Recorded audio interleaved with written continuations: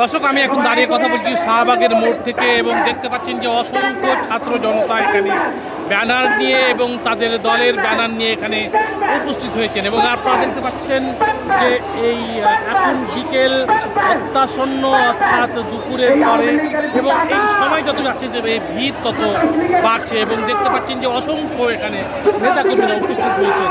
সে একটি অভূতপূর্ব গণ জাগরণ আমরা দেখতে পাচ্ছি। সেই বিষয়টি আপনাদেরকে একটু খেয়াল করে দেখি যে 2013 সালে কাদের মোল্লার রায়কে কেন্দ্র করে এই শাহবাগ থেকে যে ফ্যাসিবাদের উত্থান হয়েছিল, সেই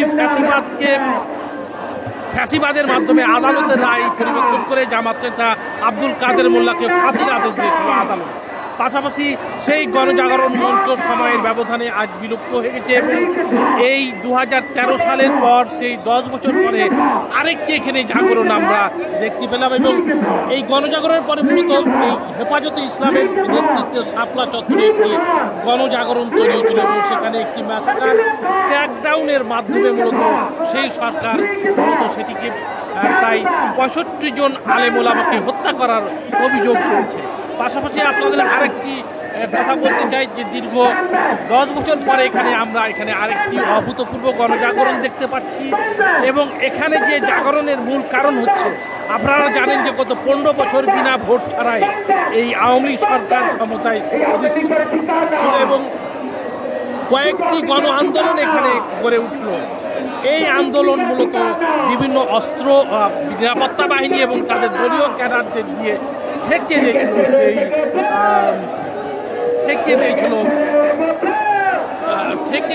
সেই আওয়ামী লীগ সরকার এবং এই আওয়ামী লীগ সরকার ঠেকিয়ে দেওয়ার পরে যেটি হয়েছিল যে তারপরে বিভিন্ন গণ আন্দোলন গড়ে তুলল, সেটি মূলত আওয়ামী লীগ উঠতে দেয়। কোটা আন্দোলন 2023 সালের আগস্ট এবং জুলাই আগস্টে যে কোটা আন্দোলন তৈরি হলো, সেই আন্দোলনকে ঠেকানোর আরেকটি ফন্দি এঁটেছিল এই আওয়ামী লীগ সরকার এবং এরপরে ছাত্র জনতার অভূতপূর্ব গণবিপ্লবের পরে 5ই আগস্ট ভারতে পালিয়ে গেছে শেখ হাসিনা। এখন যে দাবিটি এখন এই ছাত্র জনতা তুলছেন সেটি হচ্ছে তারা বলছেন অবিলম্বে আওয়ামী লীগকে ব্যান করতে হবে। আওয়ামী লীগকে ব্যান করার পাশাপাশি মানবতা বিরোধী অপরাধের দায়ে তারা যে অপরাধ করেছে সেই দায়ে তাদেরকে শাস্তির আওতায় আনতে হবে বলে তারা দাবি করেছেন।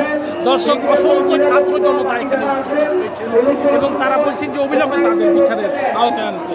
আরেকটি বিষয় আপনাদেরকে অবগত করতে চাই যে দেখতে পাচ্ছেন যে অনেক নেতাকর্মী এখানে উপস্থিত হয়েছেন।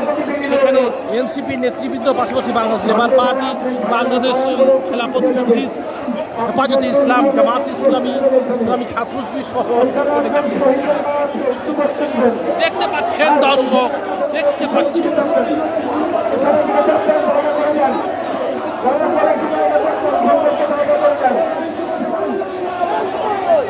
আমরা কি ফুলে দিয়েছি